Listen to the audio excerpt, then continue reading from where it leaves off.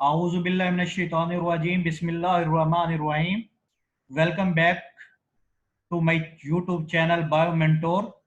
आज हम MDCAT की यूनिट नंबर 4 जो है, जो कि सेल डिवीजन के नाम से है, उसका लेक्चर नंबर 9 जो है हम क्या करने लगे हैं, स्टार्ट करने लगे हैं। जिसमें हम जो टॉपिक कवर करेंगे वो cell cycle, interphase, G one, S phase and G two phase, mitotic phase, cytokinesis और उसके बाद माइटोसिस और मियोसिस को जो है देखेंगे।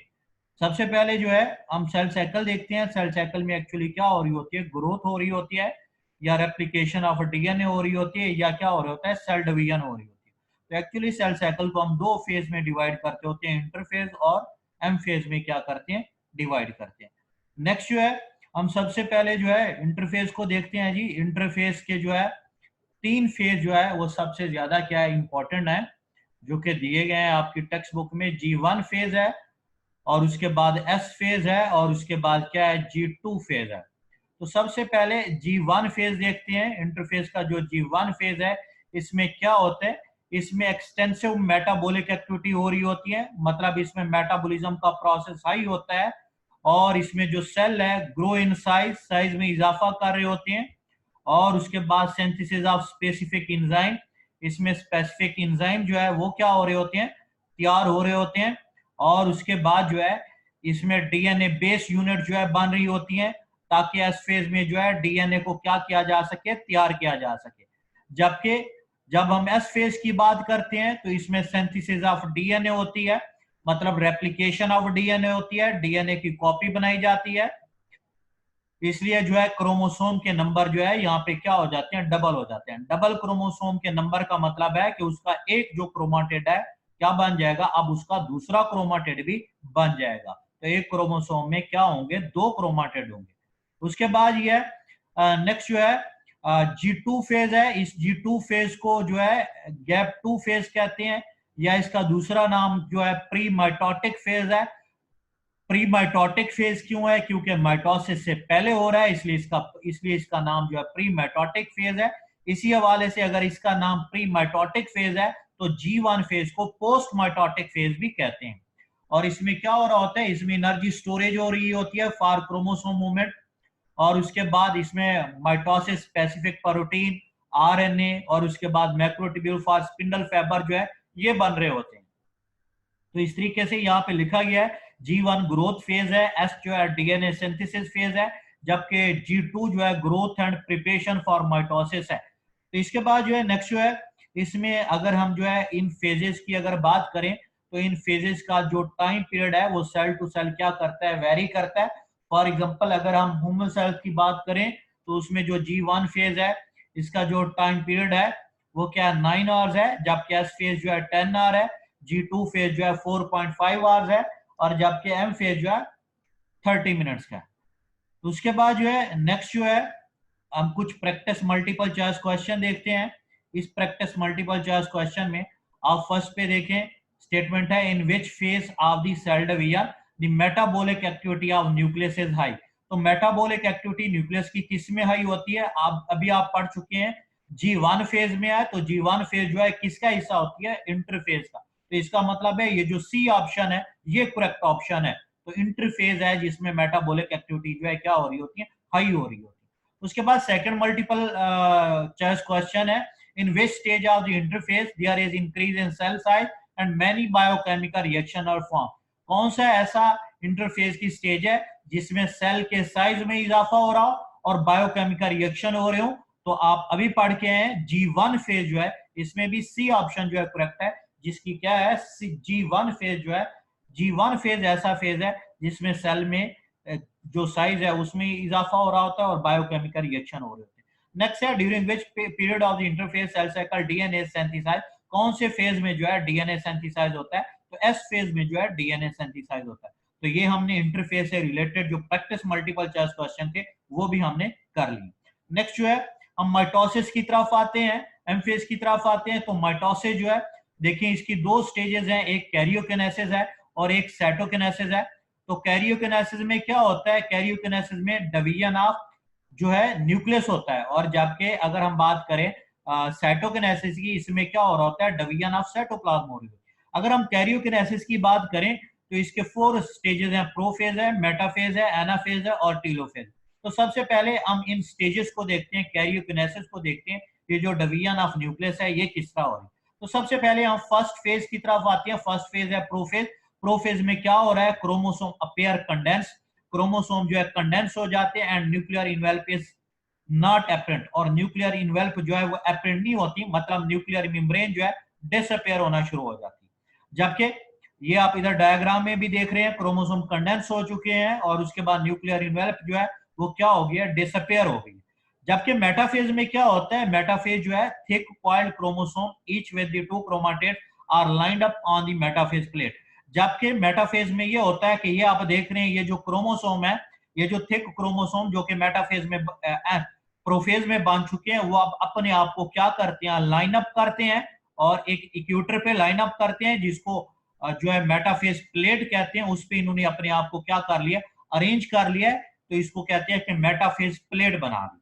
जबकि एनाफेज में क्या होगा, नेक्स्ट फेज एनाफेज की तरफ मूव करते हैं। एनाफेज जो है the chromatid of each chromosome have separated and are moving toward the pole. इसमें ये होता है कि जो क्रोमाटिड्स होते हैं, ये आप देख रहे हैं, हाफ सिस्टर क्रोमाटिड जो है इस पोल की तरफ, अपोजिट पोल की तरफ मूव कर रहे हैं, हाफ जो है इधर मूव कर रहे हैं। तो इस तरीके से ये आप देख रहे हैं, इसकी मूवमेंट इधर हो रही है और इसकी मूवमेंट क्या हो रही है, इधर हो रही है। क्योंकि आप देख चुके हैं कि जो मेटाफेज स्टेज थी, मेटाफेज स्टेज में जो कनेटोकोर मैक्रोट्यूब्यूल थे वो क्रोमोसोम के कनेटोकोर के साथ अटैच हो चुके हैं। इस तरह जो पोलर मैक्रोट्यूब्यूल थे वो पोलर मैक्रोट्यूब्यूल आपस में अटैच हो चुके हैं। तो यहाँ पे अब क्या हो गई है, आप देख रहे हैं सेपरेशन हो गई है। तो हाफ सिस्टर क्रोमाटिड इधर अपोजिट पोल की तरफ मूव कर रहे हैं, हाफ सिस्टर क्रोमाटिड जो है इधर मूव कर रहे हैं। तो ये आप देख सकते हैं कि ये एक क्रोमाटिड इधर मूव कर रहा है, एक क्रोमाटिड जो है इधर मूव कर रहा है। अपोजिट पोल की तरफ उनकी जो मूवमेंट है, उनकी जो सेपरेशन है वो क्या हो गई है, शुरू हो गई है। तो इसका मतलब है जो कनेटोकोर मैक्रोट्यूब्यूल थे ये इधर को मूव करने लग गया अपने पोल की तरफ, और ये इधर को मूव करने लग गया। उसके बाद पोलर मैक्रोट्यूब्यूल स्टिल ये मौजूद हैं, आपस में अटैच हुए हैं, जो इनकी शेप को जो है वो क्या कर रहे हैं, मेंटेन कर रहे हैं। उसके बाद जो है नेक्स्ट जो है टीलोफेज की तरफ आ जाते हैं। टीलोफेज जो है chromosome are at the poles and are becoming more diffuse, the nuclear envelope is reforming. Actually ये जो प्रोसेस है बिल्कुल प्रोफेज के आप कह सकते हैं कि बिल्कुल उसके रिवर्स हो रहा है, क्योंकि वहां पे न्यूक्लियर जो मेम्ब्रेन थी वो डिसअपियर हुई थी, यहाँ पे न्यूक्लियर मेम्ब्रेन दोबारा रीअपियर होना शुरू हो गई है। और उसके बाद क्रोमोसोम जो है दोबारा जो है वो कंडेंस की बजाय डिकंडेंस होना शुरू हो गए, और उसके बाद सेल जो है एक से दो बनना शुरू हो गए। अब 2 न्यूक्लियाई बन चुकी हैं एक सेल में जो है। तो एक्चुअली ये प्रोसेस जो है, ये टीलोफेज का जो है अब नेक्स्ट जो है साइटोकिनेसिस में दाखिल होने लगा है, साइटोप्लाज्म की डिवीजन जो है स्टार्ट होने लगी। तो ये जो एक्चुअली यहाँ तक ये जितना भी प्रोसेस था, हमने एक एनिमल सेल में आमतौर पे मोस्टली हम ये एनिमल सेल में देख रहे हैं।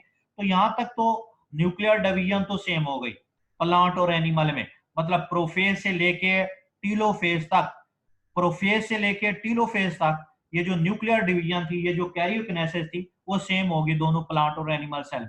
लेकिन जब हम बात करेंगे माइटोसिस के सेकंड स्टेज साइटोकिनेसिस की, तो ये प्लांट और एनिमल सेल में इसमें क्या आते हैं, डिफरेंसेस आती हैं। तो एक्चुअली साइटोकिनेसिस क्या है, पार्टीशन ऑफ साइटोप्लाज्म या डिवीजन ऑफ साइटोप्लाज्म को साइटोकिनेसिस कहते हैं। ये प्लांट और एनिमल सेल दोनों में डिफरेंट होती है। अगर हम एनिमल सेल में देखें तो सबसे पहले क्या होता है, लेट टीलोफेज स्टेज में एस्ट्रल मैक्रोट्यूब्यूल बनते हैं, और ये एस्ट्रल मैक्रोट्यूब्यूल क्या करते हैं, इसमें activation of actin and myosin होती है, प्रोटीन होती है। उसके बाद कंट्रैक्टाइल रिंग बनता है, ये आप कंट्रैक्टाइल रिंग देख रहे होंगे इस डायग्राम में, ये स्पॉटलाइट के जरिए आप इसको ऑब्जर्व कर सकते हैं। इस डायग्राम में ये कंट्रैक्टाइल रिंग बना है, उसके बाद ये कंट्रैक्टाइल रिंग बनने के बाद क्लीवेज फॉरो का प्रोसेस होता है। ये आप देख रहे हैं, इसमें ये क्लीवेज फॉरो बनी है, ये अंदर की तरफ दब गई है, ये स्ट्रक्चर जो है इसको क्लीवेज फॉरो कह रहे हैं। और आखिर पे क्या बन गए, 2 डॉटर सेल बन गए, एक ये है और एक ये डॉटर सेल बन गए। तो इसका मतलब है साइटोकिनेसिस में सेल मुकम्मल तौर पे अपने आप को क्या कर चुका है, डिवाइड कर चुका है, और 2 सेल जो है बन चुके हैं। जबकि अगर आप बात करें प्लांट सेल की, तो प्लांट सेल में ये देखें गोल्गी कम्प्लेक्स से प्रोसेस शुरू हो रहा है। गोल्गी कम्प्लेक्स क्रीशन खारिज कर रही है, वेजिकल खारिज कर रही है, और वो वेजिकल आके ये सेंटर में उन्होंने अपने आप को इकट्ठा करना क्या कर दिया, शुरू कर दिया। जब उन्होंने सेंटर में इकट्ठा करना शुरू किया तो यहाँ पे आके एक्चुअली उन वेजिकल में क्या है, पेक्टिन वगैरह है, तो यहाँ पे आके उन्होंने फ्रेगमोप्लास्ट बना दिए। और ये जो फ्रेगमोप्लास्ट अब बन चुकी है तो इसने सेल को दो हिस्सों में क्या कर दिया, डिवाइड कर दिया। तो अगर आप इस प्रोसेस को नोट करें तो इसमें क्या हुआ है, कोई भी सेल के इनवर्ड स्क्रीशन हुई है और वो वेजिकल इनवर्ड से आउटवर्ड मूव हुई है। जबकि अगर आप एनिमल सेल की बात करें तो आउटवर्ड से इनवर्ड प्रोसेस हुआ है। ये यहाँ पे क्लीवेज फारो आउटवर्ड बनी थी और इनवर्ड की तरफ ये मूवमेंट हुई है, जबकि यहाँ पे ये जो प्रोसेस था इनवर्ड टू आउटवर्ड मूव किया। तो ये भी बड़ा एक इंपॉर्टेंट मल्टीपल चॉइस क्वेश्चन है। इससे एक मल्टीपल चॉइस क्वेश्चन जो डेवलप किया जा सकता है कि प्लांट में फ्रेगमोप्लास्ट बन रही है और एनिमल में क्लीवेज फारो बनती है साइटोकिनेसिस में। उसके बाद यहाँ पे ये जो प्रोसेस हुआ है इनवर्ड टू आउटवर्ड हुआ है, जबकि ये प्रोसेस जो है एनिमल में जो है आउटवर्ड टू इनवर्ड प्रोसेस हुआ है। तो बड़ा इंपॉर्टेंट मल्टीपल चॉइस क्वेश्चन है एमडी कैट के पॉइंट ऑफ व्यू से। तो नेक्स्ट जो है हम ये प्रोसेस देखने के बाद जो है इसमें जो है ये साइटोकिनेसिस का प्रोसेस देखने के बाद हम जो है कुछ प्लांट और एनिमल सेल में हम जो है इसके प्लांट और एनिमल सेल में कुछ डिफरेंसेस देख लेते हैं जो सेल डिवीजन जो से रिलेटेड है। फॉर एग्जांपल सेंट्रियोल की बात की जाए, प्लांट में एब्सेंट है जबकि एनिमल सेल में सेंट्रियोल मौजूद होता है, जिसको आप पहले भी कई लेक्चर्स में देख चुके हैं। माइटोटिक अपरेटस जो होता है प्लांट्स में जस्ट स्पिंडल रखता है, और जबकि इधर जो है सेंट्रियोल एस्टर्स और स्पिंडल रखता है एनिमल सेल में। चेंज इन सेल शेप, इसमें जो है सेल की शेप में कोई तब्दीली नहीं आती, जबकि इधर जो है सेल की शेप में क्या आती है, तब्दीली आती है। और साइटोकिनेसिस जो है इसमें इनवर्ड टू आउटवर्ड हो रहा है, जिस तरह मैं अभी आपको बता चुका हूँ डायग्राम में। और इधर जो साइटोकिनेसिस है आउटवर्ड टू इनवर्ड होता है एनिमल सेल में। इधर जो है प्लांट सेल में फ्रेगमोप्लास्ट बन रही है, जबकि एनिमल सेल में फ्लोइंग का प्रोसेस हो रहा है, क्लीवेज बन रही है सेल मेम्ब्रेन के ऊपर। फंक्शन देखें तो गमीट फॉर्मेशन है प्लांट्स में, वेजिटेटिव प्रोपगेशन हो रही है, टिश्यू कल्चर हो रही है, ग्रोथ। जबकि अगर एनिमल सेल की बात करें तो ये सेक्सुअल रिप्रोडक्शन है, हीलिंग है, रीजनरेशन है, क्लोनिंग है, replacement of worn out and old red blood cell है, डेवलपमेंट है, और उसके बाद क्या है, ग्रोथ का प्रोसेस है। तो उसके बाद जी नेक्स्ट जो है कुछ हम इससे रिलेटेड जो है प्रैक्टिस जो मल्टीपल चॉइस क्वेश्चन है वो हम कर लेते हैं जी। इससे रिलेटेड जो प्रैक्टिस मल्टीपल चॉइस क्वेश्चन बनते हैं, when the chromosome uncoil the nuclei are reformed and two nuclei are the two poles of the cell, stage is known as. इस स्टेज को क्या कहेंगे, जब क्रोमोसोम अनकॉइल करेंगे और दो न्यूक्लियाई बनेगी तो इस स्टेज को हम टीलोफेज कहते हैं। टीलोफेज में दो न्यूक्लियाई बनती हैं, सेल अपने आप को साइटोकिनेसिस के लिए क्या कर रहा होता है, रेडी कर रहा होता है, क्रोमोसोम डीकंडेंस करते हैं, अनकॉइल मतलब करते हैं, तो टीलोफेज स्टेज। नेक्स्ट है second practice multiple choice question देखते हैं। Healing of wound and repairing is the phenomena which take place by the process of. Healing of wound जो हो रही है वो माइटोसिस के थ्रू होती है, तो इस तरीके से ए ऑप्शन जो है वो करेक्ट ऑप्शन है। नेक्स्ट है which one of the following is the main cause of cancer. Cancer की जो मेन कॉज होती है वो म्यूटेशन होती है, तो अल्फा ऑप्शन जो है, ए ऑप्शन जो है वो करेक्ट ऑप्शन है। नेक्स्ट है the most critical phase of mitosis which ensure the equal distribution of chromatids in the daughter cell. तो डॉटर सेल में जो इक्वल डिस्ट्रीब्यूशन ऑफ क्रोमाटिड्स के लिए रिस्पॉन्सिबल होता है फेज, वो कौन सा होता है, एनाफेज होता है। जिस तरह आप अभी देख चुके हैं स्लाइड्स में, डायग्राम में, एनाफेज में इक्वल डिस्ट्रीब्यूशन होती है क्रोमोसोम की। जो नेक्स्ट जो है हम नेक्स्ट स्लाइड की तरफ मूव करते हैं, जो कि मियोसिस है, उसको देखना हमने देखना है। मियोसिस जो है उसको दो स्टेजेस में डिवाइड किया जाता है, मियोसिस फर्स्ट में और मियोसिस सेकंड में। तो सबसे पहले जो है मियोसिस फर्स्ट देखते हैं। मियोसिस फर्स्ट जो है उसके जो है prophase first, metaphase first, anaphase first, और उसके बाद टीलोफेज फर्स्ट स्टेज है। जबकि ये जो प्रोफेज है ये लॉन्ग स्टेज होती है, इसमें प्रोलॉन्ग फेज है, और इसको फर्दर जो है सब डिवाइड किया गया है लिप्टोटीन में, जैगोटीन में, पैकेटीन में, डिप्लोटीन में और डायकिनेसिस। तो सबसे पहले जो है हम ये जो स्टेजेस ऑफ प्रोफेज है इसको देखते हैं। लिप्टोटीन में क्या हो रहा है, लिप्टोटीन में न्यूक्लियर मेम्ब्रेन जो है वो डिसअपियर हो रही है और उसके बाद कंडेंसेशन ऑफ क्रोमोसोम होती है। जबकि जैगोटीन में क्या होती है, फॉर्मेशन ऑफ बाइवेलेंट होती है। मतलब इसमें जो मेन प्रोसेस है वो सिनेप्सिस का हो रहा होता है कि क्रोमोसोम जो होते हैं, होमोलोगस क्रोमोसोम जो होते हैं, वो अपने आप को लाइन अप करते हैं। ये आप देख रहे हैं एक क्रोमोसोम पड़ा हुआ है, दूसरा ये क्रोमोसोम पड़ा हुआ है, तो ये क्रोमोसोम जो है अपने आप को क्या कर लेते हैं, क्रोमोसोम जो है अपने आप को लाइन अप कर लेते हैं। ये क्रोमोसोम है और दूसरा ये क्रोमोसोम है, ये दो होमोलोगस क्रोमोसोम जब अपने आप को लाइन अप करते हैं तो इसको सिनेप्सिस का नाम दिया जाता है। तो इसका मतलब है ज़ैगोटीन में सिनोप्सिस हुई है। तो पैचिटीन में क्या होता है? पैचिटीन में ये होता है कि जब क्रोमोसोम जो पैकिटीन है, पैकिटीन में ये होता है कि जब क्रोमोसोम अपने आप को लाइन अप कर चुके होते हैं तो एक पॉइंट पे जुड़ते हैं, उस पॉइंट को क्यासमेटा कहते हैं। तो इसका मतलब है पैकिटीन में क्यासमेटा फॉर्मेशन होती है, और जब ये क्यासमेटा फॉर्मेशन होती है तो फिर क्रॉसिंग ओवर होती है। क्रॉसिंग ओवर का मतलब है एक्सचेंज ऑफ सेगमेंट होगी। ये जो होमोलोगस क्रोमोसोम है ये क्या करेंगे? एक्सचेंज ऑफ सेगमेंट करेंगे। तो एक्सचेंज ऑफ सेगमेंट के नतीजे में क्रॉसिंग ओवर हो जाएगी, और इस क्रॉसिंग ओवर के नतीजे में वेरिएशन आएंगे, और उस वेरिएशन के नतीजे में क्या आएगा? एक एवोल्यूशन आएगा सेल।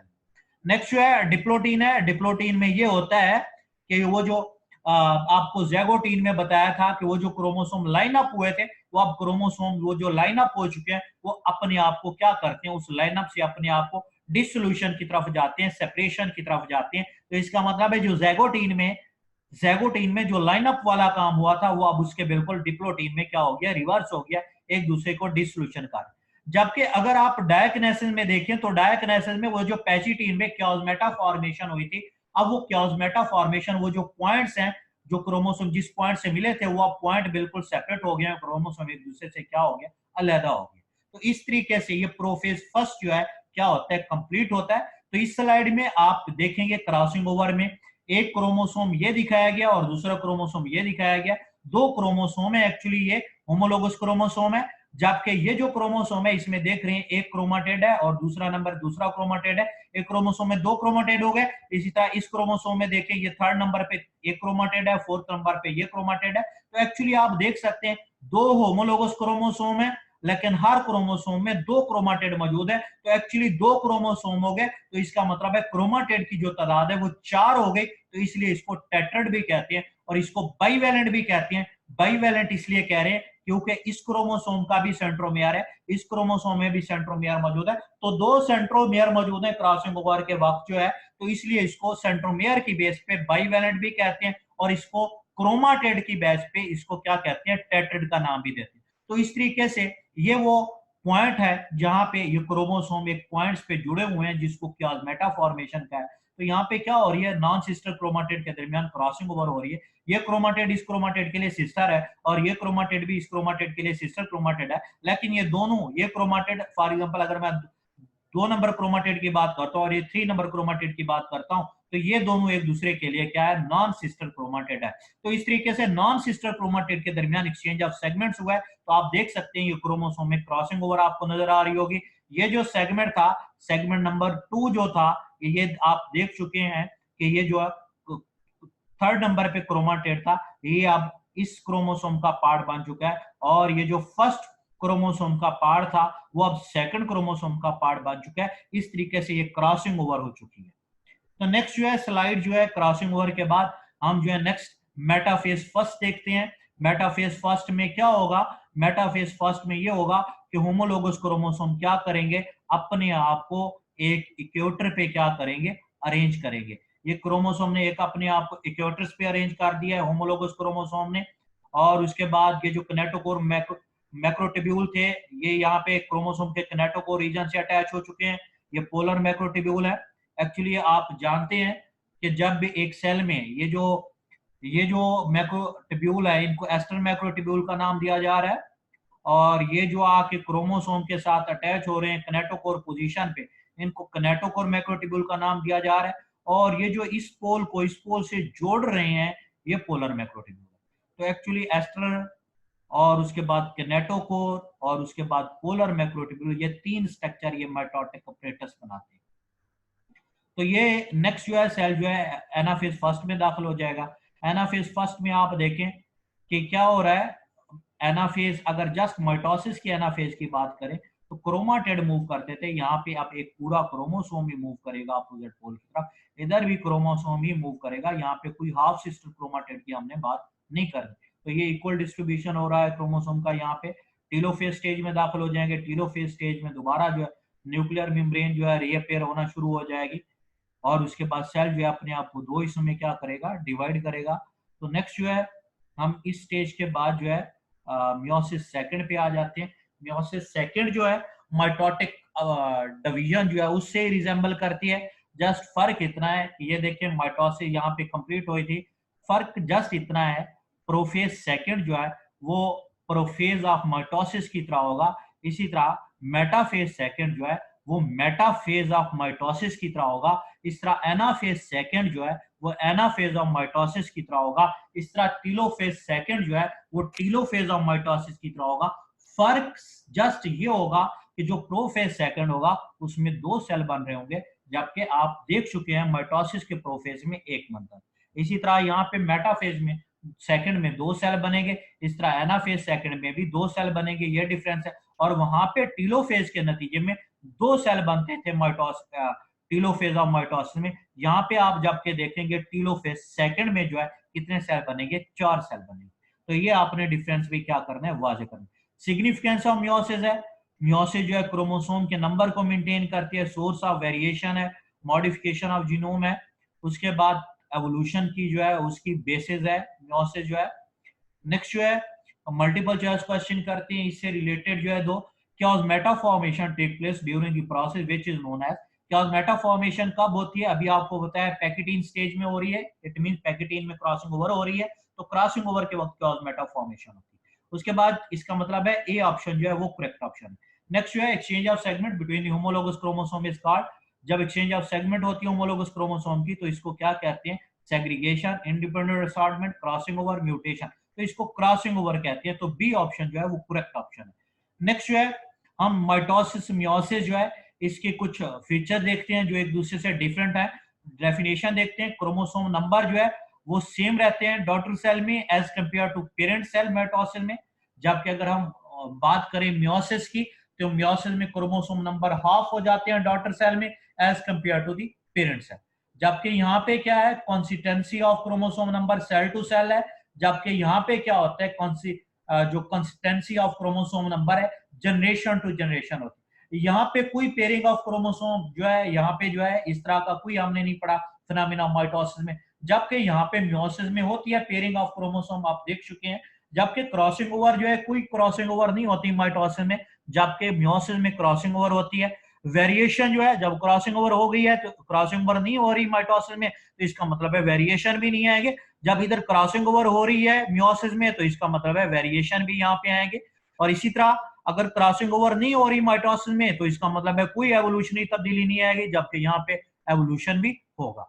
तो सेल इन्वॉल्व इसमें both diploid and haploid cell involve है, मोस्टली जो है सोमैटिक सेल में हो रही है, जबकि मियोसिस जो है ओनली डिप्लॉयड सेल इन्वॉल्व होते हैं इसमें, और मोस्टली जो है रिप्रोडक्टिव सेल में होती है। रिप्रोडक्शन जो है माइटोसिस में एसेक्सुअल रिप्रोडक्शन इन्वॉल्व होती है, जबकि मियोसिस में जो है सेक्सुअल रिप्रोडक्शन इन्वॉल्व है। डिवीजन ये जस्ट सिंगल डिवीजन है जैसा कि आपने देखा है, जबकि ये जो है 2 डिवीजन है मियोसिस की, मियोसिस फर्स्ट है और मियोसिस सेकंड है।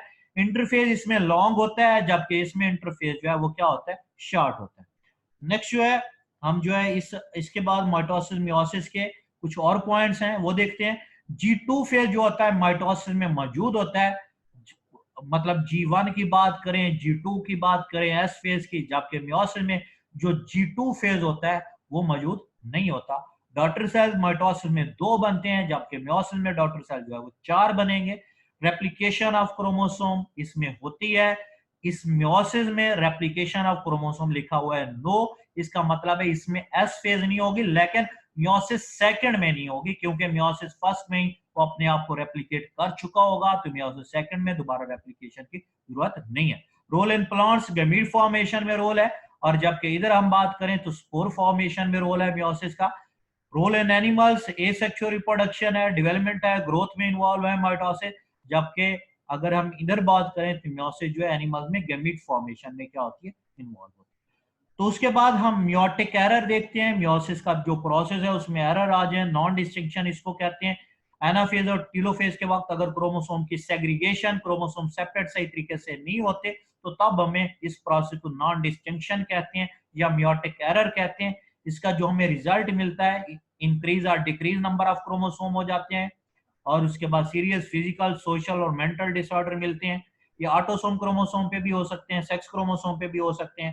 तो ये देखिए एक जो है प्रोसेस दिखाया गया है, नॉर्मल डिस्ट्रीब्यूशन दिखाई गई है, एक सेल लिया गया है, मियोसिस फर्स्ट है, इसमें डिस्ट्रीब्यूशन हो रही है, फिर ये मियोसिस सेकंड के नतीजे में 4 सेल बने हैं, तो ये एक नॉर्मल सेल दिखाया गया।